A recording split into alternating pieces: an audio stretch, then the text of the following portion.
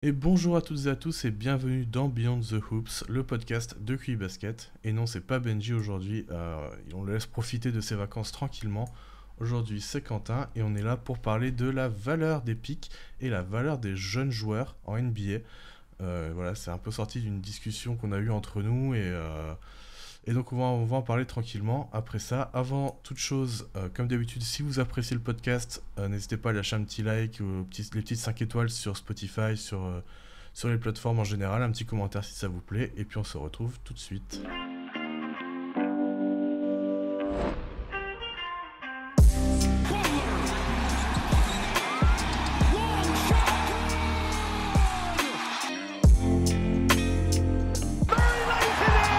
Joker's got eyes in the back of his head. Mitchell has his head up, takes the Levert feet. Oh my!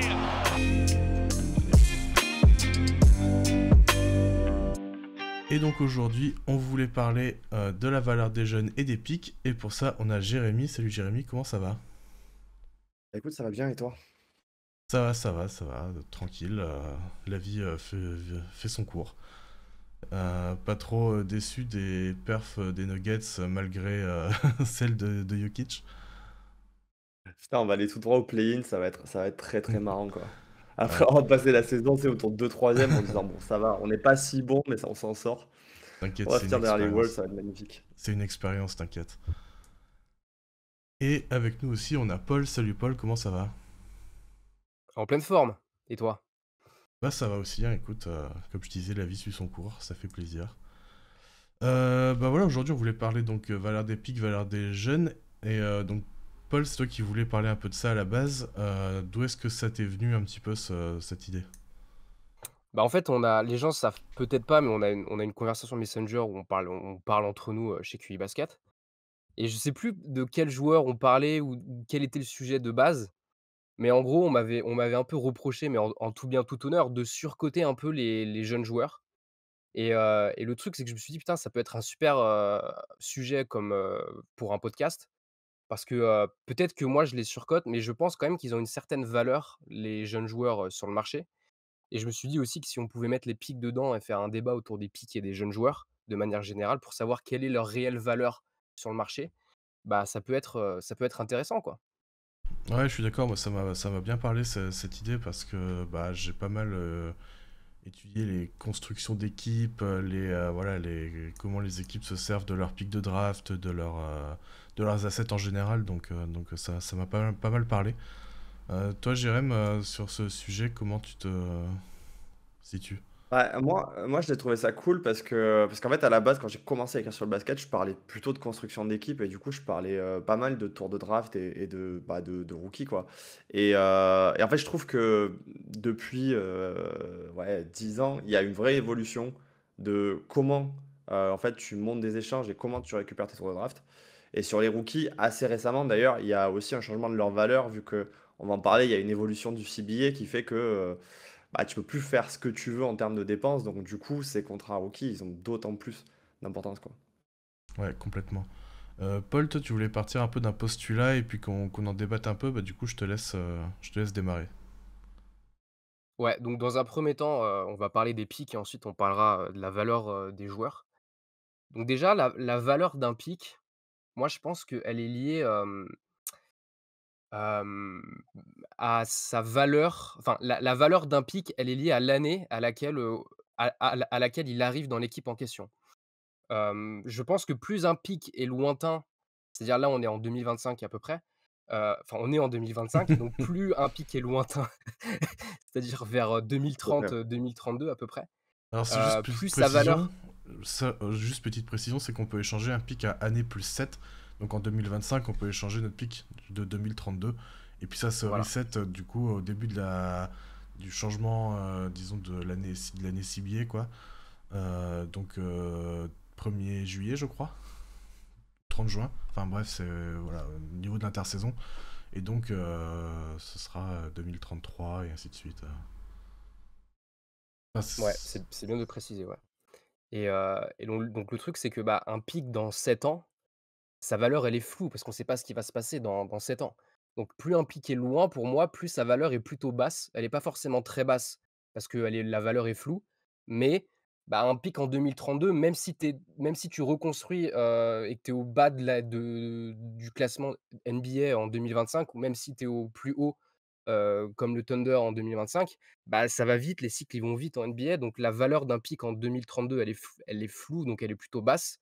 Alors que la valeur d'un pic, sur l'année d'après l'année en question, donc par exemple là, ce serait 2026, bah, là, la valeur, elle est beaucoup plus concrète, donc elle est soit très haute, soit très basse.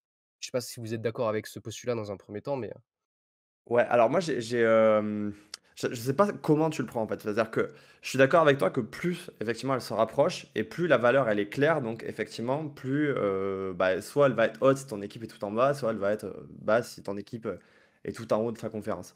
Par contre, je suis pas sûr que je sois d'accord qu'un pic très lointain a forcément moins de valeur. Alors, c'était il y a, je crois, plus de 4 ans maintenant, j'avais écrit un article au moment où les Bucks avaient récupéré Drew Holiday et qu'ils avaient échangé 4 tours de draft et 2 joueurs en sa faveur. Et en fait, ce que je trouvais d'assez génial, c'est que à l'époque, c'est-à-dire peut-être en 2015, si tu avais fait cet échange-là, tu te serais dit, OK, je veux des joueurs jeunes et je veux des pics à court terme. Parce que toi-même, tu étais en reconstruction éventuellement et que tu voulais utiliser tes pics pour aller chercher des stars et tu voulais utiliser les pics de l'équipe qui vise le titre pour aller chercher tes role players. Et en fait, là, ce que les Pelicans avaient fait, c'est qu'ils avaient dit, OK, on prend un tour de l'année prochaine, mais par contre, on prend 4 tours qui vont être à 5 ans, 6 ans et 7 ans. Et je trouve que c'est intéressant parce qu'en fait, désormais, tu fais le pari de prendre les tours de draft au moment où l'équipe avec qui tu échanges, elle va s'effondrer. Et donc, par exemple, à l'époque, quand tu prenais le tour 2027 des Bucks, pour moi, il avait une valeur de dingue parce que tu étais à peu près sûr à ce moment-là que l'équipe, elle serait pas en manière d'être compétitive. Et du coup, pour moi, la valeur du tour de draft, elle est plus dans où est-ce que tu imagines que l'équipe avec qui tu échanges se trouvera et donc à quel moment tu penses qu'elle sera vraiment au fond du saut. Et donc, je suis pas sûr qu'un tour de draft lointain ait moins de valeur qu'un tour de draft récent. Ouais, je suis assez d'accord. Je pense que les équipes misent beaucoup, enfin, du moins les tours lointains, tu mises beaucoup sur le fait que l'équipe sera en reconstruction, enfin en reconstruction, ou du moins elle aura fini son cycle de. Parce que les équipes qui échangent leur pick de draft, c'est généralement pour récupérer des bons joueurs. Donc elles sont dans une bonne phase, et du coup tu espères qu'elles soient dans une mauvaise phase dans 5, 6, 7 ans. Et du coup, ça fait un peu monter la valeur. Après, c'est vrai que je suis d'accord sur le fait que c'est assez flou et que ça reste un peu une loterie dans le sens où bah, en fait, tu regardes le pic 2027 des Bucks, est-ce qu'il aura vraiment une grosse valeur? Bah non, bah, tant qu'ils ont Yanis, bah pas vraiment, mais tu sais pas vraiment s'il va vouloir partir, s'il va vouloir rester, c'est ce genre de choses, tu vois. Donc, par contre, par exemple, le pic de Phoenix, là, tu te dis, ah, il y a peut-être un truc à jouer parce que Kevin Durant, parce que la no trade clause de Bradley Beal, parce que peut-être que Devin Booker va vouloir partir aussi, et du coup, peut-être qu'ils vont retomber dans un long cycle de reconstruction et que là, peut-être 2031, ce sera un pic assez abordable. Ou peut-être même le 2029, tu vois. ouais. Ah, Non, mais c'est vrai que de ce point de vue-là, c'est vrai. Après, je pense que, là, on a eu un exemple avec Brooklyn aussi, qui, bah, avait tradé je sais pas combien de picks, pour Harden et finalement ça a pas marché et ils ont dû reconstruire. Ce qu'ils ont fait, c'est intéressant, c'est-à-dire qu'ils avaient des picks des Suns qu'ils avaient récupérés dans le trade de KD, qu'ils ont envoyé aux Rockets pour récupérer leurs picks et pouvoir drafter et finalement, ils misent sur le fait parce qu'ils ont pas récupéré leur pick 2027, donc ils misent sur le fait qu'ils vont faire un peu une reconstruction express. Peut-être sur 2 ans jusqu'en 2027. Après 2027, c'est peut-être juste un swap, je sais plus, enfin, faudrait regarder, faudrait check. Mais, et vu que c'est un gros marché, vu que c'est Brooklyn, New York, ils se disent peut-être: «Bah, avec des jeunes joueurs qu'on va développer pendant 2 ans et de la, et des free agents qu'on va choper parce qu'en fait, on aura du cap, on a peut-être un effectif compétitif, dès 2027, quoi». Je confirme, ouais. c'est bien un Et je swap pense avec qu'effectivement, Houston. ça dépend. C'est un swap avec Houston? Ok. Je pense qu'effectivement, ça dépend de comment tu te considères. Par exemple, Brooklyn peut effectivement se dire, on va reproduire le schéma qu'on avait mis en place pour récupérer à l'époque Kevin Durant, Kyrie Irving, parce que nous, on a la capacité de le faire. Mais je trouve que du coup, le pari, il est quand même, par exemple, dans ce cas-là, assez tendu parce que, ouais, c'était quand même un truc assez exceptionnel d'arriver à signer deux free agents comme ça. Ça se voit pas tous les jours. Ouais. Ça se fait même plus du tout maintenant. Les stars, elles viennent en trade dans la dernière année de leur contrat ou l'avant-dernière, et puis ils prennent leur extension après. Donc la free agency, maintenant, faut plus trop y compter. Mais tu vois, par rapport au tour de draft, en fait, j'ai l'impression que c'est un peu comme un asset boursier, en fait. C'est-à-dire que Ah. quand tu prends quelque chose, il y a énormément d'éléments qui entrent à jeu. Et donc, plus, en fait, l'avenir est incertain, effectivement, plus ça dégrade la valeur du tour de draft. Tu donnais, par exemple, pour l'exemple des Bucks, effectivement, le fait que Giannis soit encore là, bah, ça peut éventuellement dévaluer la valeur du tour. Alors peut-être qu'il y a 2 ans, tu te serais dit, bah, il n'y a pas encore. Enfin, avant l'arrivée de Lillard, en fait, ça pue parce qu'il parlait déjà de départ. Et à l'inverse, tu vois, dans les trucs très à court terme, on peut prendre l'exemple de l'année dernière. C'est que l'année dernière, par exemple, on n'imaginait pas que le pick 1 arriverait aux Hawks. Et du coup, en fait, il y a des pics qui forcément auraient dû avoir plus de valeur que celui des Hawks. Donc en fait, il y a un peu un truc de quand tu arrives dans la dernière année, en fait, pour moi, c'est le moment où ils ont le moins de valeur. Tant que la loterie n'est pas arrivée, bah, en fait, c'est là où, ouais, ton pic, il a le plus de chances de glisser, quoi. Il y avait un autre exemple aussi sur la valeur du pic, c'est par exemple le pic 2021 de Miami, qui à l'époque en 2017-2018, je crois qu'il était à Philadelphie. Je sais plus trop où il était, enfin bref, il a pas mal tourné ce pic, je crois. Et justement, beaucoup de gens disaient, ah, ce pic il a de la valeur en 2017-2018. Et puis en fait, bah, Jimmy Butler est arrivé, et en fait, tu te retrouves avec un pic 2021 qui finit 20-25e, je sais plus quelle place il a fini, mais en fait, du coup, voilà, t'as l'équipe qui a signé un gros joueur et qui se retrouve sur le devant de la scène, et du coup, ce pic perd en valeur d'un coup, en fait. Donc c'est vraiment Mm. comme tu disais, un asset boursier, quoi. Tu mises dessus et puis t'as de la chance ou pas. Ouais, mais moi j'ai l'impression qu'il y aura de plus en plus en fait un espèce de manège de pique. C'est-à-dire je pense que si les Suns là commencent à vouloir reconstruire en lâchant Booker et KD, je pense que ce qu'ils vont faire, c'est qu'ils vont récupérer leurs pics, les swaps qu'ils ont envoyés aux Wizards et ceux qui sont aux Rockets actuellement et donc ils vont les récupérer pour pouvoir draft et ensuite on verra s'ils arrivent à choper encore d'autres pics que ce qu'ils vont récupérer et pareil pour les Bucks. Je pense que si les Bucks trade Giannis, il a quand même énormément de valeur sur le marché. Donc ils vont d'abord essayer de récupérer leurs pics à New Orleans et Portland. Ça ne veut pas dire forcément qu'Giannis ira là-bas. Il y aura un espèce de manège de pics où en fait Giannis, il va peut-être aller à Houston. Houston, ils vont récupérer donc Giannis, ils vont envoyer des pics de draft et ensuite les Bucks vont échanger les pics de draft de Houston avec Portland ou New Orleans pour pouvoir, à nouveau, drafter. Parce que reconstruire et envoyer un top 3 ou un top 5 de pick à une autre équipe, en fait, déjà, bon, tu passes un peu pour un bouffon aux yeux de la ligue Tu te demandes et à en plus, ça a Brooklyn. pas grand intérêt, quoi. Ouais, On a Brooklyn qui l'a fait 2 années de suite, ça s'est transformé en Tatum et Brown. Donc, mais ouais, ouais.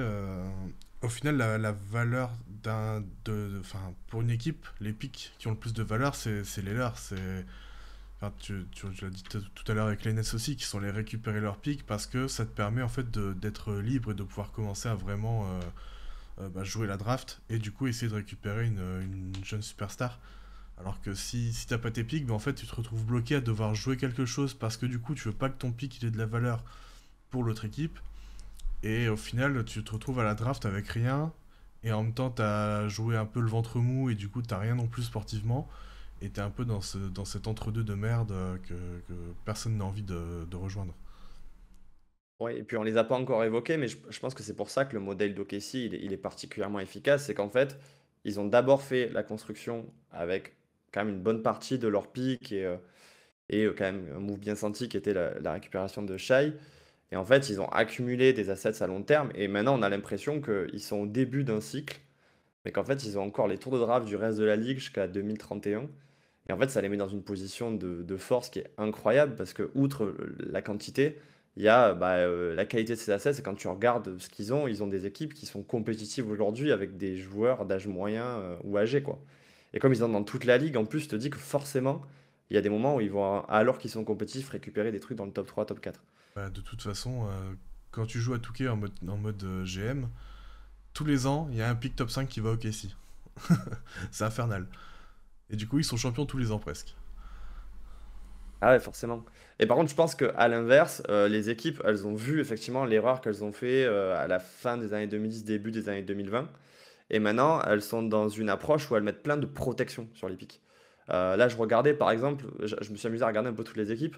Par exemple, au début, je me suis dit, ah, putain, Charlotte, quand même, ils ont fait un beau coup. C'est qu'ils ont le 2027 de Dallas, ce qui n'était pas prévu du tout que Dallas soit dans une position comme ça 2 ans après, et ils ont le 2007 de Miami. Mais en fait, quand tu regardes les protections, tu te dis, autant, bon, Dallas, ça fait un peu n'importe quoi, ils l'ont protégé que 1-2. Par contre, Miami, tu vois, il a une protection 1-14.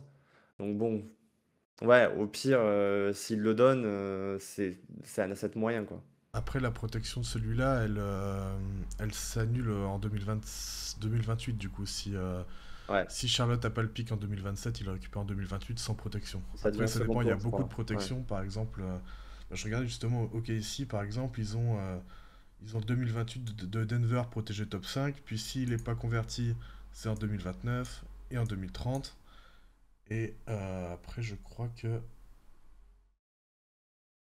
c'est tout. Là, ça ne devient pas un non protégé. Mais tu vois, sur plusieurs années, tu peux protéger tes pics de draft. Le problème de ça, quand tu protèges sur plusieurs années, c'est que ça te bloque des trades pour justement utiliser tes pics de draft. Si tu... Par exemple, l'exemple de Miami, par exemple, c'est que 2027, du coup, avec la règle Stepien, 2028, il peut pas être tradé. Le truc, c'est que vu que la protection se décale d'un an, le pic 2029 peut pas être tradé non plus. Ou alors avec des protections en s'arrangeant, un peu comme ils ont fait d'ailleurs, c'était justement sur le trade de ce pic là, parce que le pic de 2025 va au KC protéger 1,14. S'il tombe pas au KC en 2025, il est non protégé en 2026. Et du coup, si Miami fait les playoffs, c'est-à-dire que OKC a le pic là, donc 2026 c'est bon, Miami a un pic, donc ils sont bien. Par contre, si Miami fait pas les playoffs, c'est-à-dire qu'ils récupèrent leur pic en 2025, ça veut dire que 2026 c'est OKC qui le récupère. Et donc 2027, ça veut dire que Miami garde son pic et 2028 c'est Charlotte qui le prend. Et ça, par contre, c'est fou, c'est que autant je trouve qu'à l'époque, quand il y avait des échanges de tour de draft, c'était assez simple à suivre. Ouais. Autant maintenant, mais c'est un bordel pour arriver à suivre où va finir le tour de draft. Genre, il y a 40 scénarios. Des fois, même les tours de draft, ils sont partagés entre plusieurs équipes. Tu te dis, putain, ouais, on est quand même passé à un autre niveau, quoi. Ah bah là, tu vois, 2025 par exemple, c'est OKC. Ils ont le plus favorable de Phoenix et le moins favorable de OKC ou Houston. Protégé 11-30. Et alors après, sinon, ça part à Brooklyn, si Houston. Et puis les Clippers dans le deal. Enfin, c'est un bordel. C'est Quand un tu essayes délire, de ouais. lire les trucs, tu dis, mais. Enfin, c'est habitable. Et c'est pour ça que Mais moi, après, j'écris j'ai plus sur les constructions d'effectifs. C'est trop bien. après, c'est marrant parce que j'ai quand même l'impression qu'il y a des GM qui font un peu n'importe quoi et qui envoient trop quand même encore de pick unprotected. Tu vois, je pense à Phoenix qui a envoyé je sais pas combien de swap unprotected pour le contrat de Bradley Beal. Enfin, à l'instant T, c'était sûr que c'était une mauvaise idée, quoi, déjà à l'époque. Et puis même, tu vois, là, avec Rob Pelinka qui avait envoyé un first et un swap unprotected pour Mark Williams qui, OK, il montre des bonnes choses, mais le mec est tout le temps blessé et en Le, défense, le c'est quand même mec a pas aucune ouf. garantie, ouais. Ouais, voilà, donc tu disais: «Putain, envoyer tout ça pour Mark Williams», c'est quand même un peu exagéré, quoi. Et je pense que ça en dit long sur la situation des fois des franchises ou leur manière de voir leur propre situation, tu vois. Parce que dans le cas des Lakers, je pense qu'il y a un truc où tu te dis, de toute façon, à ce stade, nous, c'est plus vraiment la draft, même si pourtant c'est une franchise qui est plutôt bonne pour drafter, je trouve. Mais qui ont un peu la capacité de pouvoir rebondir tout le temps. Et à l'inverse, dans le cas des Suns, ça montre aussi la situation où tu as un changement de propriétaire qui arrive hyper ambitieux et lui, il veut des stars. Et en fait, tu sens qu'il y a une ingérence de ouf avec Matisse Bia dans la situation des Suns. Et en fait, ouais, lui, il est encore dans un modèle à la B. King d'il y a 10 ans passé. Et il est prêt à envoyer 4 tours de draft pour une star, alors qu'en fait, ça se fait plus. Et d'ailleurs, il a associé 3 stars, ce qui se fait plus trop non plus, quoi. Ouais, c'est surtout l'association qui se fait plus trop parce que les stars qui partent pour 3 4 pics, bon, récemment, c'est ce qui s'est fait le plus quand même. Damien Lillard. Damien Lillard, moins de pics parce qu'il y a eu Joe Holiday. Mais voilà, les Donovan Mitchell et compagnie. Alors oui, mais pour moi, ça c'est pareil, c'est un modèle, à moins que ce soit vraiment une grosse superstar, tu vois? Je trouve que c'est un modèle pareil qui est un peu passé. Et là, c'est un peu par rapport à cette situation, tout à l'heure je disais, c'est un peu un marché. C'est qu'en fait, il y a 4 5 ans, le marché était assez éclaté. Donc tout le monde avait ses tours de draft. Mais en fait, aujourd'hui, il y a 3 4 franchises, avec notamment OKC en tête, qui en fait détiennent tellement de tours de draft que du coup, il y a plein de franchises qui sont plus en mesure bah, d'en mettre 4 dans un trade. Et du Ouais, coup, on voyait aussi des situations où tu avais des franchises qui mettaient 3 4 5 secondes tour de draft pour faire des échanges parce qu'ils ont plus de premier en fait, ils sont à sec quoi. ouais. Attendez, justement, je regardais là, Karl Anthony Towns, ce qui. Attends, à mon avis, il n'y en avait pas tant que ça, tu vois. Ouais, Dans le trade pour les Knicks? ouais. Ouais. Un pic protégé envoyé par les Knicks en 2025. Le second tour. Ouais, OK. Là, Ouais, il n'y parce avait qu'en pas fait, les tant de Knicks, choix. ils avaient déjà tout mis sur Michael Bridges, en fait. Donc, Ouais. Et puis Minnesota a vu de la valeur dans Julius Randle aussi. Et ça aussi, c'est qu'il y a aussi des équipes qui vont vouloir récupérer un joueur confirmé, bon, plus ou moins niveau All-Star, plutôt que de récupérer 3-4 tours de draft. je pense qu'ils ont vu de la valeur dans le fait de ne pas payer Karl Anthony Towns 55 millions l'année, surtout. Mais ouais. Aussi. Il y avait de la valeur dans le contrat de DiVincenzo aussi, je pense, qui avait Ouais. Ouais, un et puis bon il rapport passe, qualité-prix. il passe sous la seconde apron l'année prochaine avec ça, selon les prolongations, Randle, Nasri, tout ça, mais ils peuvent se dire, bon, bah, on passe sous la seconde apron. Ouais, mais le trade, tu vois, le trade de Michael Bridges, c'est quand même intéressant parce que, je trouve que c'est vraiment enfin, à l'instant T, on était tous d'accord pour dire que c'était beaucoup trop pour Michael Bridges et pourtant Leon Rose, il fait plutôt du bon taf aux Knicks. Il a fait des tu vois, il allait chercher un Josh Hart, il a donné un petit contrat à Brunson et finalement ça s'avérait super bien. Anunoby, je trouve pas qu'il est trop envoyé pour Anunoby et des fois, tu as des GM, en fait, qui font des très bons petits coups, qui comprennent bien le marché et tout et qui pètent un câble sur un trade, un peu comme Nico Harrison où finalement, depuis qu'il est arrivé aux Mavs, juste avant le trade de Luka Doncic, tu te dis: «Bon, il a un peu pris des risques sur Kyrie, sur PJ Washington, mais tout», mais finalement, ça s'avérait payant parce qu'ils ont fait finale et là, le mec, en fait, il pète complètement un câble et il nique il fait le pire trade de l'histoire de sa franchise, voire De même de l'histoire l'histoire de tout la court, ligue hein. et ouais, voilà et des fois tu te dis: «Mais en fait, tu te demandes, bah, s'il y a peut-être pas des pressions des proprios?» même si je pense que sur Luka, j'y crois pas trop, mais peut-être sur Michael Bridges ou alors parce qu'en Après, fait les mecs, ils font Tu des erreurs complètes, quoi. pour C'est Michael peut-être ta Bridges, si pardon. le truc, c'est que derrière, en valeur de joueur, ils envoient juste Bogdanovic, qui commence à être bien cuit, et en fait, ils envoient juste un salary filler, et du coup, il faut bien donner de la valeur, et du coup, je pense qu'ils ont compensé cette valeur de joueur, enfin, valeur terrain en pic. Et qu'ils n'avaient pas trop le choix Ouais, pour le faire. et puis tu as peut-être l'idée aussi que, en fait, pour le coup, les Nets étaient un peu en position de force parce que tu savais que ça faisait 2 ans qu'ils étaient intéressés par ce joueur et que c'était un peu dans leur tête, à mon avis, un moyen de finir l'équipe. Et du coup, bah, tu pas non plus 50 occasions. Et il a dû se dire, bah, pour être prêt dès l'année prochaine, je suis prêt à payer cher parce que j'ai l'impression que de prendre Michael Bridges, ça va me permettre de finir un peu mon 5 de départ, quoi. Bon, et puis après, tu as fait Towns 2 mois après, mais ça, c'est une autre histoire. C'est un autre débat. Moi, je voulais aussi parler un peu quand même des seconds tours, parce que là, au final, on parle beaucoup des premiers tours. Les seconds tours, je trouve qu'ils sont utilisés très différemment.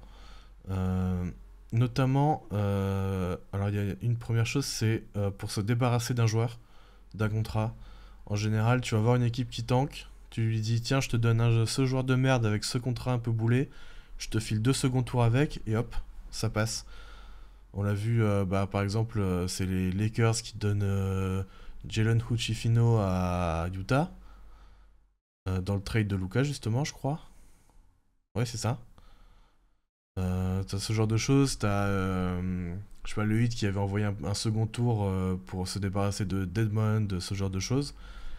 Et t'as une autre chose, c'est t'envoies bah, 1, 2, 3 second tours pour aller chercher un joueur un peu confirmé de rotation, un 7-8e homme pour faire un push en playoff, un push sur la fin de saison. Ouais, genre les Lakers qui ont envoyé 3 secondes tours, je crois, un truc comme ça pour, Dorian Finney-Smith et en fait, tu te rends compte que, bah, c'est là un super role player, en projection des playoffs et ça marche très bien. Il a un très bon impact aux Lakers et voilà, quoi. Ouais, Là, ça me fait penser que Denver, c'est vraiment la franchise pourrie dans les trades. C'est qu'on a envoyé 5 second tours de draft pour Thomas Bryant qui a jamais joué. Et on en a envoyé 3 pour dégager Rick Jackson l'année d'après. Alors vraiment, là aussi, tu vois qu'il y a des équipes qui gèrent vachement bien le truc et d'autres qui font un peu n'importe quoi, tu vois. C'est l'exemple typique, quoi. Ouais. Et je pense que ouais, les second tours de draft, comme je disais tout à l'heure, pour moi, ils sont un peu arrivés là à une période où en fait, ils ont beaucoup plus de valeur qu'avant parce que vu que le marché des premiers tours de draft, il est détenu par OKC, bah du coup, ouais, tu fais des coups comme ça où tu te dis, bon, bah je peux pas récupérer par exemple un tour de draft ou deux premiers tours de draft dans mon trade. Bah, par contre, je vais essayer de récupérer un max de second tour de draft. Et ce qui a changé pour moi là-dedans, c'est quand même en fait le niveau des joueurs au second tour de draft où tu as de plus en plus de joueurs qui sont, enfin, qui sont utilisables en NBA Et je pense que ça aide aussi à faire augmenter la valeur de ces pics-là, quoi. Mm. J'ai regardé justement Ouais. un peu l'historique des joueurs au second tour. Depuis 2000, il y a. Allez, alors sur les filtres que j'ai fait, donc j'ai mis au moins 4 ans en NBA et au moins 13 minutes par match, donc un joueur vraiment au moins de rotation et qui a fait Rotation. un deuxième contrat. Il y en a, je crois que c'est. Alors attends, je revérifie.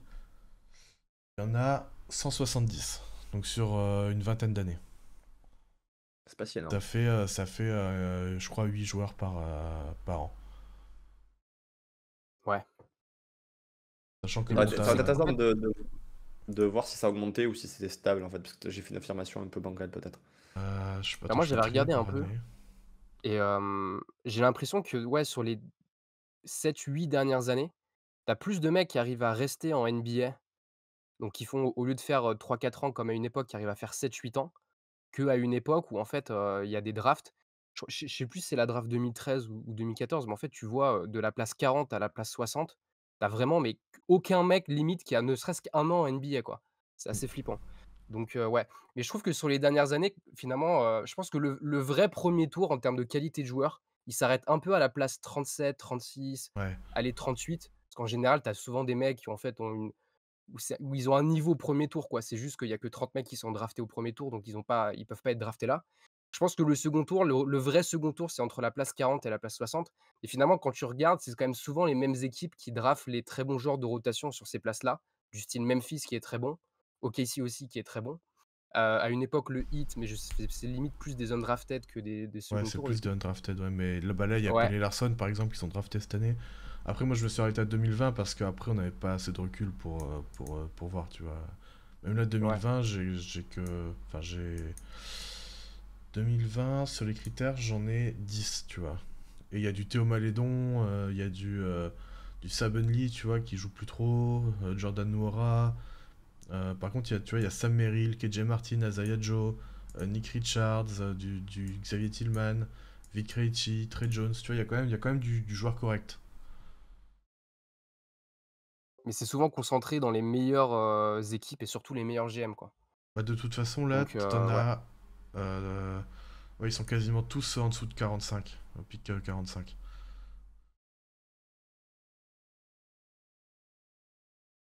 Ouais, c'est sûr. Mais, mais c'est intéressant en tout cas. Mais le dernier sujet, moi, que je voulais aborder sur ces pics, c'était, justement, c'était le Thunder, parce qu'on pourrait faire juste, un podcast en parlant du Thunder. Le truc je pense qui était vraiment intéressant avec le Thunder, c'est qu'ils ont reconstruit au bon moment. C'est-à-dire qu'ils ont lâché, ils se sont dit: «OK, en fait, maintenant, notre projet, il va nulle part». Parce que ça fait 2 années, en fait, ça fait même 3 années de suite qu'on se fait éliminer au premier tour, au moment où ils reconstruisent. Enfin, ça faisait surtout 2 années avec, Paul George et Westbrook et au lieu de continuer à vouloir, absolument faire une demi de conf ou une finale de conf, un peu comme les Blazers qui avaient fait une finale de conf, mais c'était quand même un peu sur un malentendu et au final, quand tu regardes le bilan de Lillard, post, Aldridge, tu te rends compte qu'il y a presque aucune demi-finale de conf, quoi. Il y a juste 2 fois où ils font demi de conf, et une fois demi de conf et une fois finale de conf. Bah, eux, ils ont reconstruit au bon moment, ce qui fait que la valeur d'un Paul George, elles avaient il enfin, le contrat de Paul George qui venait de faire, un top 3 MVP, je crois, bah, il avait beaucoup de valeur. Donc ils ont pu récupérer énormément d'assets. Pareil un peu pour Westbrook et aussi pour les role players à côté. Donc finalement, ils ont récupéré énormément d'assets avec tous ces contrats-là et c'est un peu la leçon qu'on peut faire aussi, c'est que, tu vois, quand je vois certaines équipes comme les Kings qui veulent continuer à vouloir être compétitifs avec des joueurs mid, j'ai l'impression que plus tu attends, plus en fait, tu vas te rendre compte que tes joueurs, ils ont pas d ils enfin la valeur de tes joueurs baisse et qu'au final, tu vas pas tant récupérer que ça et donc du coup, tu vas pas forcément hypothéquer ta reconstruction, mais tu pourrais, avoir beaucoup plus d'assets que si tu attendais, 2 ans de plus ou 3 ans de plus, quoi. Ouais, moi, C'est j'ai clair en toujours eu plus. du mal avec ces franchises enfin, qui savaient pas appuyer sur le bouton et se dire: «OK, le cycle est terminé». Il y en a eu plein d'exemples, je sais pas, par exemple les Spurs, période, DeRozan, Aldridge où tu te disais: «Mais c'est quand qu'ils vont comprendre que, bah, il faut les trade?» Et ouais, bah, là, plus récemment, vu que tu es là, Quentin, on peut parler du 8, genre, c'est Ah qu'est-ce que vous bah faites, oui, quoi? oui. Oui. Après, enfin, moi, j'aime pas le truc de perdre pour aller chercher du pic de draft. Enfin, c'est un truc que je. Enfin, je comprends mais Tu parles l'idée, mais d'éthique, là? je. Comment? tu parles d'éthique là Non, mais alors, t'aimes pas le côté tanking ou Ouais, j'aime pas le côté tanking, le côté devoir perdre en fait en NBA. Mais c'est un truc en NBA général, en général, tu vois. Je supporterai n'importe quelle équipe, je penserai la même chose.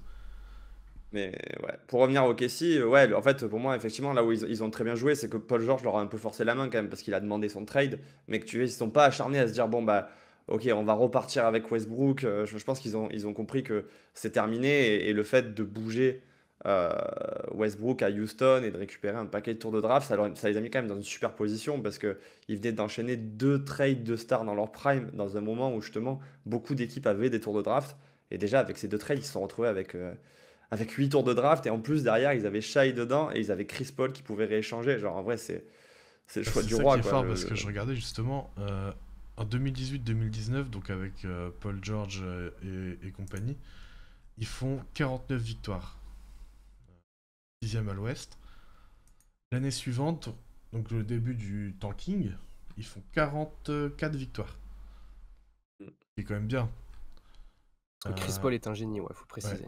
Chris Paul était vraiment fort cette année-là, et puis t'avais Schroeder qui était bon aussi, Gallinari, Steven Adams qui était encore là. Enfin, il y avait vraiment du beau monde et c'était une belle équipe.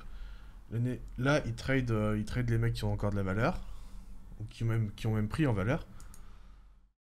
22 victoires, puis 24 victoires, et puis là, bah, ils étaient partis. Hein.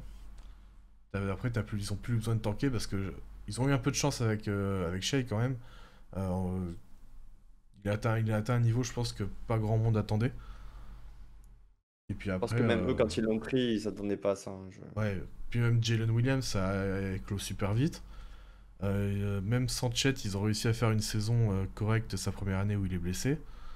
Donc voilà, ils ont eu la chance de très bien drafter et de très bien convertir entre guillemets Shai en superstar après le trade. Et la force des tours de draft aussi, peut-être pas dit dans une reconstruction, mais c'est qu'en fait, ça t'offre aussi une flexibilité que des joueurs vont pas t'offrir. Ça, quand tu récupères des joueurs performants, tu es dans un truc linéaire où tu es obligé de les garder, tu es obligé de les payer. Quand tu as des tours de draft, en fait, en fonction de la situation et de ta franchise, tu peux autant te dire, bah écoute, j'ai besoin de compléter mon effectif, et donc je vais utiliser mes tours de draft en fait pour aller chercher des joueurs que, bah, en fait, je suis dans une position, par exemple, favorable comme OKC, et j'ai pas forcément besoin de forcer un trade, et donc je sais que pour les années à venir, je peux me permettre de laisser partir des joueurs parce que je peux pas les payer. Tu vois, parce qu'ils vont arriver à un moment où ils ont tellement de bons joueurs qu'ils pourront pas payer tout le monde. Sinon, ils feront exploser le cap. Mais ils auront le luxe de pouvoir les laisser partir parce qu'ils savent qu'ils draftent bien. Et qu'en fait, ils vont récupérer d'autres joueurs qui vont venir jouer ce rôle de role player à bas prix, en fait. Parce que bah, les contrats même de premier tour sont plutôt bien capés, quoi. Ouais. Ouais. Et en fait, la valeur que eux ils ont aussi, c'est dans dans la multiplicité des tours de draft, c'est qu'ils en ont énormément et que du coup, bah, en fait, tu vas peut-être drafter 4 mecs sur une année et en fait, sur ces 4 mecs, tu vas en trouver un de bien. Alors que si t'as qu'un seul tour de draft sur une année, bah, en fait, t'as beaucoup moins de chances de trouver soit ce que tu cherches en termes de role-player, soit une future star, ce genre de choses. Donc, Ouais, mais après, ils là, pourront pas drafter 4 mecs par an. T'es quand même limité à 15 joueurs dans ta rotation, quoi. ouais, c'est un peu un problème de riche. Après, c'est le moment où tu peux trade contre d'autres futurs tours de draft et en fait, tu décales un petit peu et du coup, bah, en fait, plus tu décales, après, plus tu vas pouvoir remplir ton effectif de mecs à bas prix quand tu auras payé tout le monde. Ouais, c'est sûr. Non, mais là, Et on l'a vu ils cette sont quand année. même dans un contexte incroyable parce que là, ils vont avoir un bilan all-time et ils ont encore une flexibilité incroyable. Ce qui fait qu'en fait, ils vont peut-être avoir. En fait, ils vont être ultra compétitifs. Ils vont être contenders quoi, pendant 3-4 ans et ça se trouve, ils vont être contenders pendant 8-9 ans. Parce qu'en fait, si jamais tu as des role players, tu te rends compte qu'ils deviennent un peu rincés ou tu as des J-Dub ou Chet qui tu te dis: «Bon, ils sont plafonnés». En fait, tu les échanges contre des mecs encore plus forts et vu que tu peux le faire parce que tu as plein de pics donc ils vont peut-être reporter les pics parce que là, je pense que si Miami fait les playoffs, et s'ils prennent le pic de Philly qui est protégé top 6, je pense pas qu'ils vont drafter 4 mecs. Donc ce qu'ils vont faire, c'est qu'ils vont échanger leur pic en question pour que d'autres équipes draftent. Ils vont reporter les pics encore en Mm. 2030 et 2031 quoi. Donc ouais, c'est Tu incroyable. peux même monter un échange si t'as 4 pics tu peux même 3 pics sur au premier tour, tu peux essayer de monter un échange pour monter plus haut. T'envoies 3 contre 1 et du coup tu récupères un seul joueur mais un joueur meilleur que tu voulais absolument ou qui est top 3 par exemple ou ce genre de choses. Donc Ouais. faut vraiment Non, une mais c'est une flexibilité de situation du fou. roi, Mais par contre, à l'inverse, tu vois, ça peut être fou parce qu'autant d'assets ne garantissent pas forcément un succès. Je trouve que le Ouais, contre-exemple parfait, c'est les Pelicans. Parce que les Pelicans, à l'époque où il y a eu, bah, les échanges de Paul George et de Russell Westbrook d'OKC, eux, ils ont échangé Anthony Davis. Ils ont réussi à faire de Jrue Holiday un trade aussi fort que celui de, par exemple, de Westbrook. Et dans la foulée, en plus, ils récupèrent le first pick parce qu'ils ont Zion, en fait. Et en fait, ils ont complètement dilapidé ces tours de draft dans des joueurs qui, pour certains, sont plus en NBA. Et d'autres dans des échanges mineurs, type, par exemple, bah, l'été dernier, tu fais venir Dejounte Murray. Enfin, ouais. tu vois, donc il y a un côté où, ouais, il faut quand même que le GM soit performant, même si tu te dotes de trucs supplémentaires aux autres, tu peux quand même foirer dans cette situation. Et je trouve que ouais, les Pelicans, c'est l'exemple parfait, quoi. Mm. Ouais, je suis d'accord. On a fait le tour sur les pics. Vous voulez rajouter encore un truc? Non, c'est bon pour moi. Eh bien, Paul, je te lance sur la valeur des joueurs et notamment des jeunes joueurs. Ouais, alors, moi j'ai l'impression que, la vision d'un jeune joueur en NBA, elle commence un peu à se stabiliser autour de la 4e année, autour de la fin du contrat rookie. Parce que, tu peux avoir une saison sophomore où tu es un peu moins dedans. Ensuite, si ta 3e saison, tu déçois un peu par rapport aux attentes qu'on avait de toi, bah, ta valeur, elle baisse un peu et en fait, ta réelle valeur, elle sera peut-être autour de ta 3e saison NBA, quoi. Donc j'ai l'impression qu'il y a un peu un côté, OK, à la fin de ton contrat rookie, on fait un peu un espèce de bilan de tes premières saisons et ta valeur se stabilise un peu et on sent que, OK, soit tu es plafonné parce qu'en fait, balle en main, tu es pas assez fort, tu seras jamais une star ou alors, ah ouais, il y a un vrai potentiel de star, tu es pas encore une star, mais tu peux le devenir, quoi.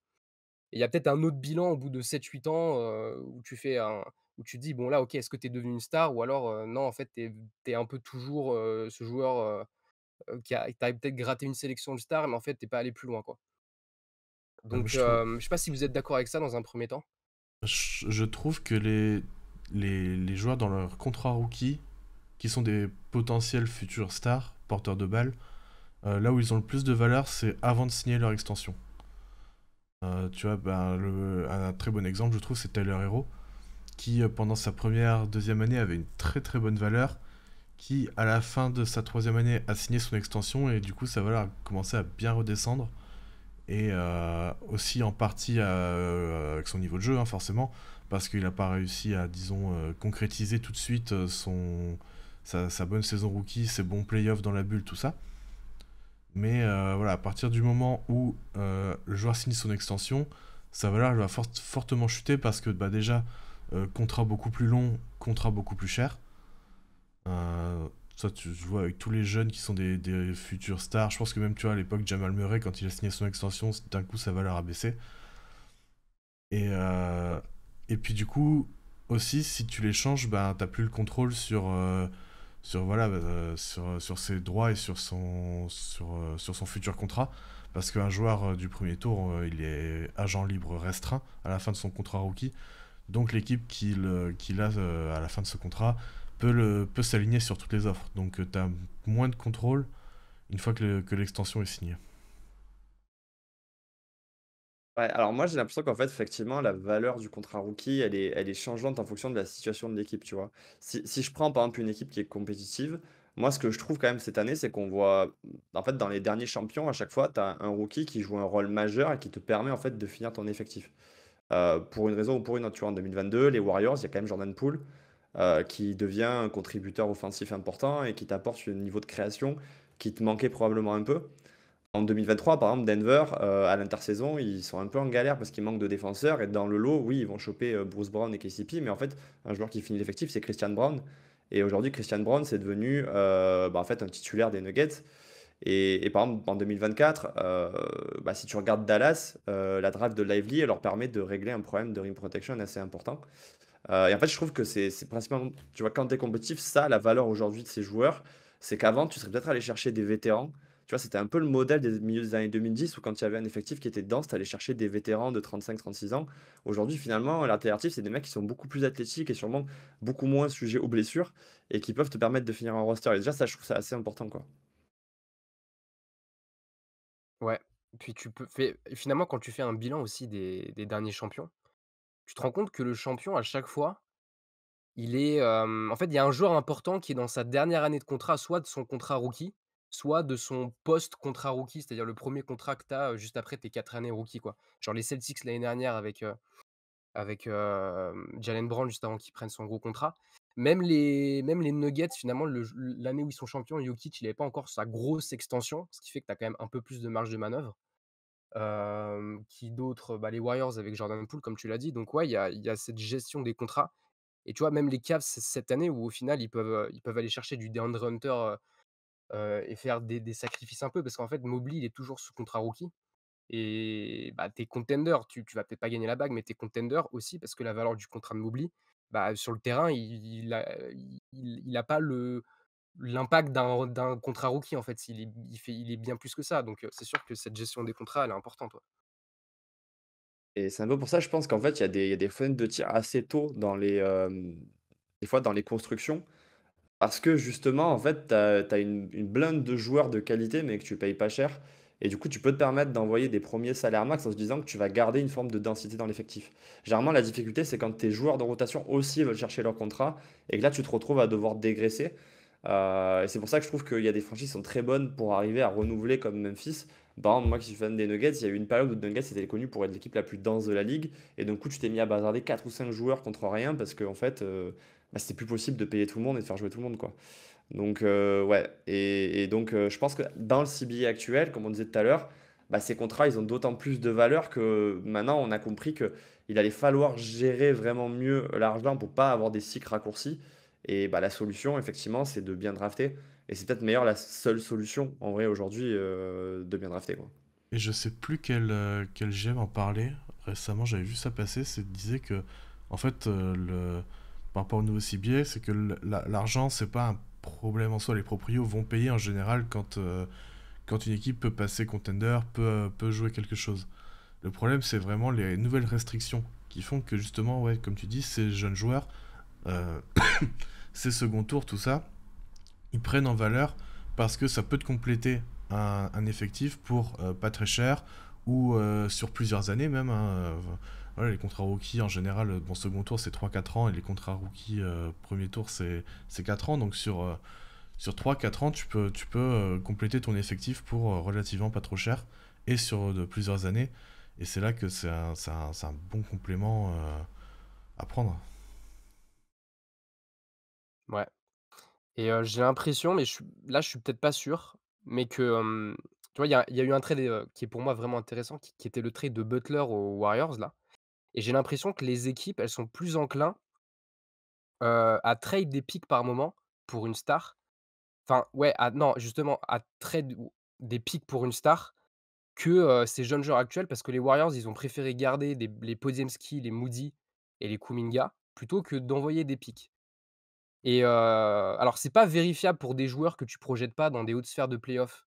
Je pense aux Knicks qui ont envoyé RJ Barrett aux Raptors pour Anunoby ou le Thunder qui a envoyé Giddey pour Caruso. En fait, bon, vu qu'il y a pas de shoot et qu'il y a pas de défense, tu les projettes pas vraiment dans des hautes sphères de playoff. Mais ouais, les Warriors, ils ont préféré garder Moody parce qu'en fait, il shoot bien et il est capable de défendre. Pareil pour Podziemski, plutôt que de les envoyer pour Butler et donc ils ont envoyé, un pick, celui de cette année, je crois, Ouais. peut-être, des seconds tours aussi, je sais plus et parce qu'en fait, ils se disent: «Bah, on a déjà créé de la continuité avec ces mecs-là, donc c'est dommage de les sacrifier». Ils sont sous contrat rookie, donc on a encore un peu ils ont de la valeur, quoi et ils font partie du moule un peu de joueurs qu'on a développé, donc on veut pas trop s'en débarrasser, comme ça, quoi. Bah, d'autant que dans le cas des Warriors, je pense que la situation aussi l'impose dans la mesure où tu veux être compétitif dès maintenant, vu que tes stars ont 36 37 ans, et que du coup, tu veux pas te priver de la densité d'effectifs qui te reste, et donc tu voulais garder un maximum de joueurs utilisables. Même si tu vois, par exemple, bah, on en parlait dans le podcast qu'on a fait avec Benjamin sur les Warriors, bah, je me dis là-dedans, ça aurait peut-être valu le coup de sortir Kuminga et d'aller essayer de récupérer 80 ou 2 joueurs de rotation du 8, quoi. Tu qui en tête au Heat là, à récupérer, Je sais pas, moi je connais pas très bien les joueurs du 8. mais c'est vrai que je Euh, suis un peu d'accord, genre s'ils prolongent Kuminga, ça fait pas trop sens. Ils ont déjà, 120 patates, je crois, pour Curry et Butler. ouais. Kuminga, il a pas un profil inintéressant, mais je pense qu'il a pas un profil très, haute sphère de playoff, compatible, on va dire. Donc moi, je comprendrais pas trop pourquoi ils le garderaient, l'année prochaine. Là, cette année, ils sont obligés, mais enfin, ils étaient pas obligés, mais ils vont le faire. L'année prochaine, je vois pas trop l'intérêt, ouais. Bah, l'année prochaine, Et je tu pense vois, qu'ils pour moi, seront obligés. Parce que il va être agent libre, restreint.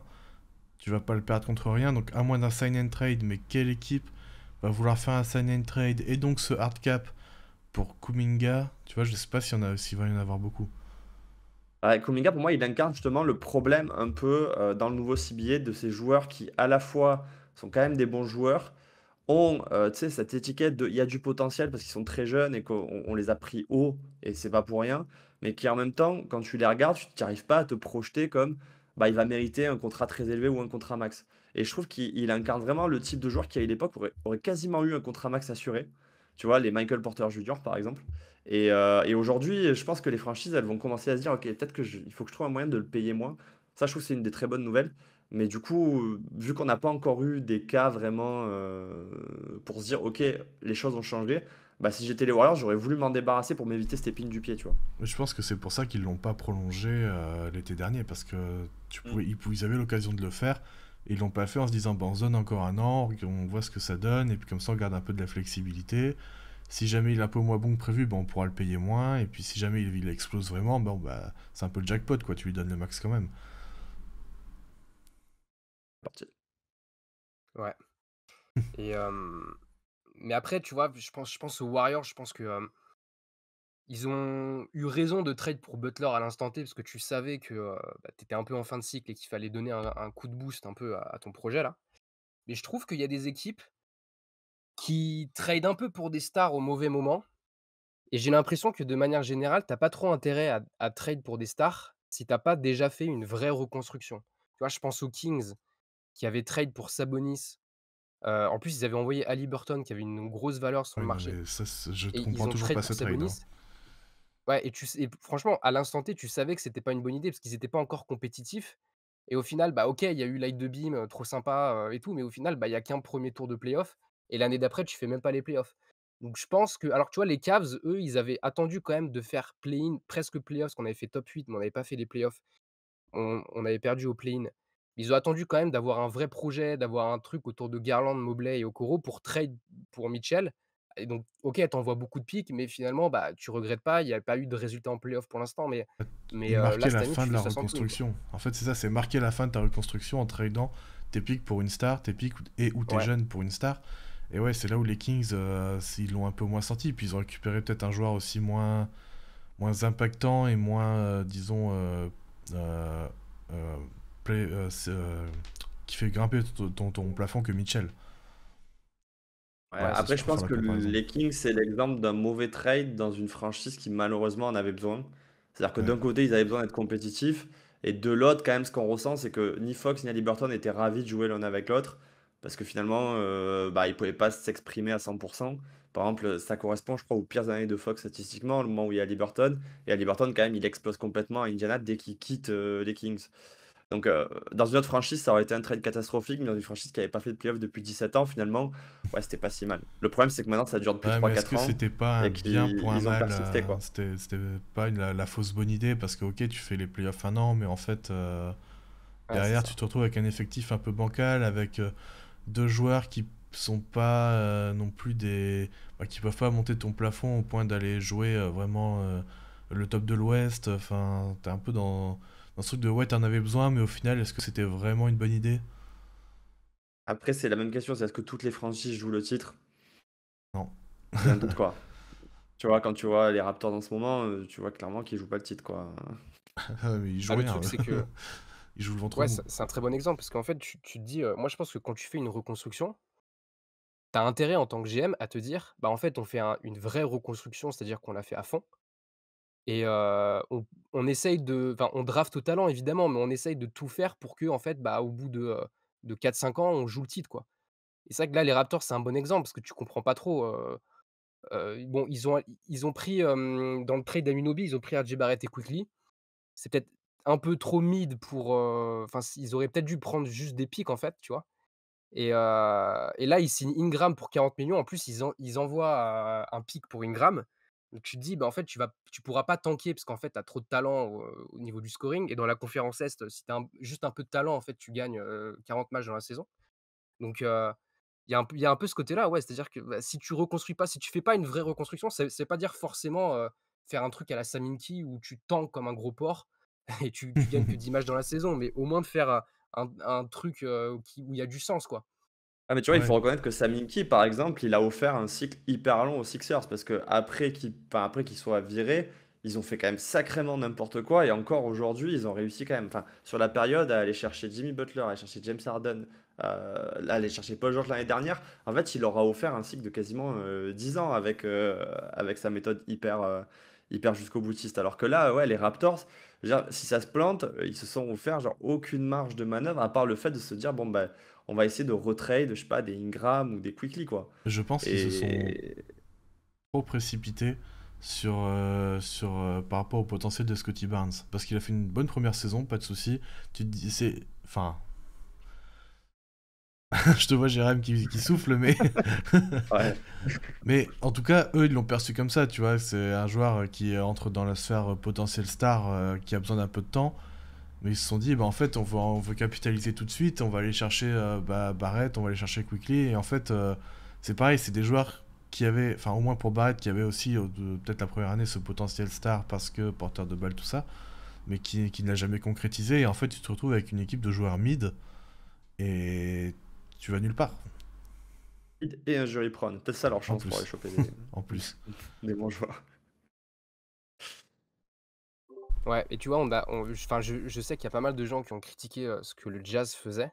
Bon, le contrat max à Lauri Markkanen, c'était peut-être pas une bonne idée, mais au final, ils sont dans la conférence Ouest, donc bon, ils perdent des matchs, ils perdent beaucoup de matchs et dernièrement, ils ont pas fait des super drafts parce qu'ils prennent bon, ils ont pris Hendricks en 9, mais il s'est blessé. Ils ont pris Cody Williams en 10 qui a fait une saison rookie, mais atroce. Mais bon, au final, tu fais un pari sur un mec, donc c'est pas dramatique. C'est juste que tu sais que peut-être que ta reconstruction va durer plus longtemps. Mais bon, ils ont des assets, ils ont un coach, je pense, en qui ils font confiance. Donc au final, même si tu fais un gros pari sur un joueur et que ça marche pas, tu pas trop de regrets. Tu sais que ta reconstruction, elle va durer plus longtemps. Mais au fond, tu as fait, enfin, c'est aussi ça, la draft, c'est faire des paris par moment, et des fois ça marche et des fois ça marche pas. Même un Sam Presti, il a fait des erreurs, hein. Il a drafté Josh Giddey en 6. Bon là, il est quand même fort intrinsèquement, Josh Giddey, mais s'il la trade, 3 ans plus tard, c'est qu'il était pas satisfait aussi, quoi. Ouais, il y avait Ouais, une je bonne pense que la raison. draft, enfin, tu es au courant que enfin, tu marches, ça marche pas à tous les coups, quoi. C'est-à-dire que si ça marchait à tous les coups, ce serait vraiment soit le GM il est hyper performant, soit que finalement ce serait assez facile de savoir qui va percer.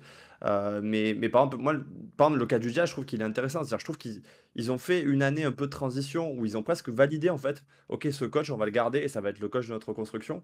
Et puis après, ils ont petit à petit démoli l'effectif. Et donc, ils savent qu'ils peuvent créer un fond de jeu avec ce gars-là. Et maintenant, en fait, ils ont plus vraiment de joueurs, hormis Markkanen, que tu peux vraiment évacuer et récupérer.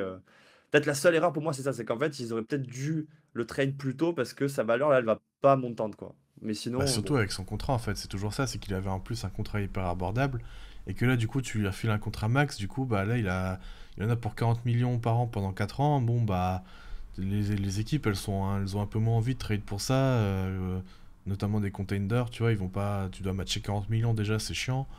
Pour un joueur qui, défensivement, est peut-être pas terrible en playoff, tout ça, donc, bon, bah, Hmm. tu te retrouves Je trouve bloqué qu'il avec lui. survolait tellement offensivement qu'en fait, tu te disais que jamais il ferait aussi bien, donc c'était le moment de tenter, quoi. Ouais. Et du Ouais. coup, finalement, ils l'ont pas trade, Euh, alors qu'ils auraient pu récupérer 3 tours de draft en plus. ouais, c'est ça, c'est ça. Et ouais, pour revenir à ce que Paul disait sur le fait effectivement des fois d'aller trade trop tôt pour des joueurs, en fait ça fait penser que moi le cas un peu catastrophique c'est les équipes qui vont un peu casser justement des groupes assez jeunes avec plein de contrats rookies pour aller chercher une star alors que c'est trop tôt. Tu vois par exemple un truc qui m'aurait un peu fâché serait que les Rockets ils soient dans ce truc-là et qu'ils aillent chercher tu vois un Jimmy Butler de 35 ans ou même un Zach LaVine de 30 ans. C'est-à-dire oui à court terme c'est cool. Mais en fait, ouais, tu brises un peu tous les efforts que tu as fait pendant 3 ans parce que tu jettes trop en général. Et, C'est quoi le débat sur QI? C'était Zach Lavine contre Amen Thompson? non, moi, c'était juste de faire craquer Joss. J'avais pas d'autre objectif. Bon, classique. Classique. Ouais, après ça dépend aussi de ta marge de manœuvre, parce que tu savais que les Rockets, ils avaient une grosse marge de manœuvre niveau pick et niveau jeunes joueurs. Donc il y a des fois où, c'est pas que tu sens que tu atteins un plafond, mais tu te dis: «Bah, en fait, on n'a pas tant de marge de manœuvre que ça et on a un espèce de besoin, donc autant trade pour une star». C'est vrai que là, les Rockets, quand tu vois qu'ils font deuxième dans une conférence Ouest ultra stacked sans, joueurs ultra dominants à l'instant T dans leur effectif, tu te dis: «Mais en fait, ils peuvent aller prendre Giannis, ils peuvent aller prendre Booker sans forcément se mettre à poil niveau pick et garder encore un peu d'assets et garder en plus à côté des joueurs qui sont peut-être très playoff compatibles, comme les Tari Eason, Jabari Smith et tout». Donc c'est vrai que tous les contextes sont différents et tout dépend aussi de ta situation et de ce que tu veux faire en fonction des profils de joueurs. En fait, Mais je pense que c'est cool quand tu sais qui sont tes joueurs, vraiment que tu as compris qui était le meilleur et qui avait un potentiel il y a clair une vraie hiérarchie, ouais. et aussi quand tu sens que tu plafonnes, en fait. Tu vois, par exemple, Memphis, ils sont un peu dans ce cas où tu dis: «OK, là, maintenant, faudrait aller chercher un joueur supplémentaire» parce que tu as l'impression qu'ils arrivent plus à passer un cap supplémentaire et ils ont pas progressé depuis 3 ans, en fait. Après, Donc il là, faut que oui, Ja mais il joue des avant matchs aussi. ouais, mais même Ouais, parce qu'il soit il est blessé, soit il se fait suspendre, quoi.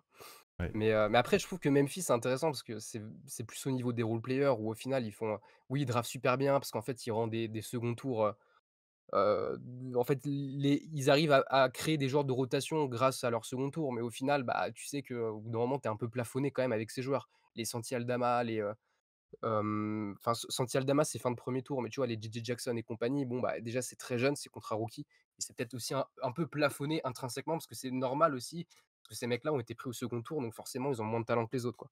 Ouais, puis ça reste des jeunes, donc forcément, t'as des périodes où ils vont être bons, des périodes où ils vont être moins bons, ils ont moins de garantie, en fait, globalement. Ouais, c'est sûr.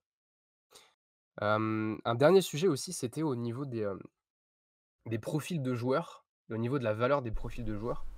Parce que je trouve qu'il y a des profils de joueurs qui mettent beaucoup plus de temps à se développer, notamment 2 profils et j'ai l'impression que si tu as un certain profil de joueur et que t'es pas, que tu montes pas directement un «bon visage» entre guillemets dès tes premières années en NBA, bah, on fait un peu une croix sur toi et au final, voilà quoi. Je pense, tu vois, à tous ces ailiers où il y a un espèce de fantasme aujourd'hui où dès que tu as un ailier, qui sait mettre un shoot, tu te dis, soit il est longiligne et tu penses à Kevin Durant, soit il est plutôt tanké et tu penses à Jimmy Butler, quoi. Sauf que tu te rends compte que la plupart des mecs à qui on a comparé, avec KD ou Jimmy, la plupart, ils c'est juste des role players et encore, il y a aussi une échelle de role players et tu as des très bons role players ou des mauvais role players, quoi.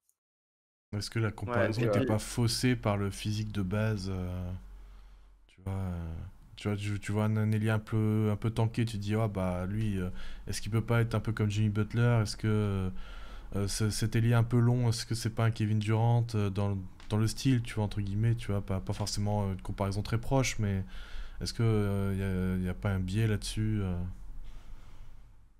c'est toujours un biais d'attente et puis peut-être en fait pour aller même plus loin que juste des joueurs qui sont peut-être attendus comme des stars, c'est même chez des joueurs qui vont plutôt être soit des bons titulaires, soit des role players dans des équipes plutôt bonnes. Je trouve qu'il y a plus trop de patience. On a plus trop cette notion de le joueur va se développer. Donc par exemple, quand on voit un joueur qui, bah, par exemple, offensivement peut contribuer, on va vite, on va s'emballer si défensivement il n'est pas viable. Alors qu'en fait, on se rend compte que souvent les joueurs ils se construisent sur 5 6 ans et on les enterre assez vite au bout de 2 ans en se disant non, non, on va les évacuer parce qu'ils ne contribuent pas. Mais en fait, être un joueur complet à la base, c'était un cycle assez long, quoi. Et j'ai l'impression qu'on n'a plus trop cette patience-là. Je sais pas si c'est un biais, mais ouais, je le vois comme ça, quoi. Ouais, j'ai cette impression aussi, en tout cas, que ouais, voilà, un joueur, ça met du temps à se développer, un joueur en année 4 c'est pas le même joueur en année 7 tout ça, et que parfois, ouais, on a un peu tendance à enterrer certains joueurs peut-être un peu trop vite, et vice-versa d'ailleurs, à encenser des joueurs un peu trop vite, alors qu'ils ont peut-être eu une année de surchauffe, ou ce genre de choses. Par exemple, je vais prendre un exemple du coup pour Denver que je suis, c'est par exemple le cas de Julian Strover. Ouais. Il a été drafté, il a presque pas joué la première saison, mais on a vu qu'il pouvait shooter, parce qu'il n'a pas joué notamment parce qu'il a été blessé. Et en seconde saison, en fait, on est presque là à dire, bah non, en fait, c'est foutu parce que défensivement, il n'est pas au niveau. Mais en fait, tu vois des qualités offensives et même une agilité en défense qui fait que tu te dis, en vrai, dans le temps, il y a de bonnes chances qu'il aille au bout. Mais on a peut-être plus la patience justement pour ce genre de développement, quoi. Ouais, et puis en plus, pour une équipe comme Denver qui a besoin de profils concrets et avec des garanties, t'as peut-être pas trop le choix aussi de passer à Ouais, l'étape suivante, quoi. c'est pour ça que je parle de contexte un peu compétitif, parce qu'effectivement, dans des équipes qui tankent, bon, on a toujours cette Ouais. marge-là. Mais vu qu'on parlait de joueurs qui étaient aussi très utiles dans des équipes, justement, qui visent le titre, bah, c'est vrai que je trouve qu'à l'inverse, tu peux vite sortir d'un projet, quoi. ouais, T'as un peu les mais joueurs au après c'est vrai que profil inverse. T'as les très bons défenseurs qui qui ont peut-être du mal à se développer en attaque, genre Peyton Watson par exemple, tu vois. On se disait, waouh, incroyable potentiel défensif, et c'est vrai qu'il est là. Puis en fait, en attaque, peut-être que ça va être un peu plus de temps que prévu, et du coup, pareil, tu l'enterres un petit peu vite. Ouais. Ça dépend du profil, parce qu'il y a quand même beaucoup de profils athlétiques aussi où, passé 25 ans, tu te rends compte que les mecs, bah, quand les qualités athlétiques sont plus là, tu as quand même un impact qui baisse un peu drastiquement. Alors, tu as qui arrivent à le garder jusqu'à 30 ans, mais c'est pareil, à 30 ans, des fois, ça baisse complètement. Mais ouais, je trouve qu'il y a un peu cette impatience, surtout sur les porteurs de balles. Où en fait, on voit beaucoup de mecs, qui se développent très bien à 25-26 ans. Parce qu'en fait, quand tu es un porteur de balle, c'est quand même le basket, c'est un sport subtil, c'est dur. Les subtilités du pick and roll, de comment manipuler une défense et tout. Et tu vois, bah, un mec comme Brunson, il est devenu une superstar à quoi? À 26-27 ans. Là, on voit un Ty Jerome qui, en fait, devient un des meilleurs 6e hommes de la ligue alors que c'était un no name avant et je pense que personne connaissait juste le profil du gars. Donc il y a un peu ce côté, ouais, quand tu as un porteur de balle un peu meneur sur les bords, on peut pas totalement t'enterrer en fait si, sur tes premières années tu fais pas trop le taf parce que, bah, les subtilités du basket fait qu'il faut être patient et que ça met du temps à apprendre, quoi. Ouais, t'as Ah, je trouve que besoin le de cas de beaucoup. Ty Jerome, il est hyper intéressant parce que par exemple, moi, quand j'ai vu Ty Jerome cette année aux Cavs et que j'ai vu son nom et ce qu'on en disait, je me dis, ça doit pas être le même.